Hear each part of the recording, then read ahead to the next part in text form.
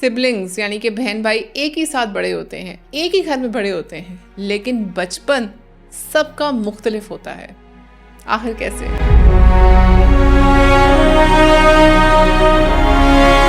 लोग समझते हैं कि बहन भाई एक ही घर में बड़े हैं तो उनका बचपन भी एक जैसा होगा, लेकिन असल बात यह है कि किसी का भी एक्सपीरियंस दूसरे के जैसा नहीं होता।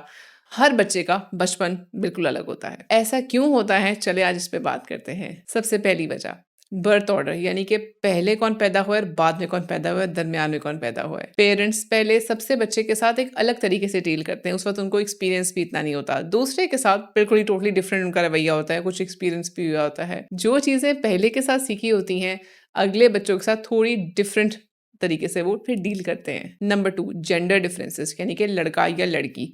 पेरेंट्स का रवैया लड़कों लड़कियों के साथ नेचुरली थोड़ा डिफरेंट हो ही जाता है। ये प्यार की कमी नहीं होती, बस इंटरेक्शन का स्टाइल डिफरेंट हो जाता है। बेटियों का स्टाइल अलग होता है, उनको भी अलग तरीके से समझाना पड़ता है। बेटों का स्टाइल डिफरेंट अलग होता है, उनको भी अलग तरीके से समझाना पड़ता है। नंबर 3, पेरेंट्स की जिंदगी का फेज। कभी पहला बच्चा उस वक्त पैदा होता है जब पेरेंट्स जरा जवान एनर्जेटिक होते हैं, और जब दूसरा पैदा होता है तो वो थोड़े सेटल हो चुके होते हैं। इस वजह से दोनों का एक्सपीरियंस इन लाइफ डिफरेंट होता है। नंबर 4, इकोनॉमिक सिचुएशन, यानी कि माली हालात। अगर एक बच्चा उस वक्त पैदा होता है जब घर के माली हालात थोड़े टाइट होते हैं, और दूसरा उस वक्त पैदा होता है जब वालिदैन थोड़े फाइनेंशियली स्टेबल हो जाते हैं, तो दोनों की अपब्रिंगिंग में बहुत डिफरेंस आता है। नंबर 5, पेरेंट्स का रिस्पॉन्स।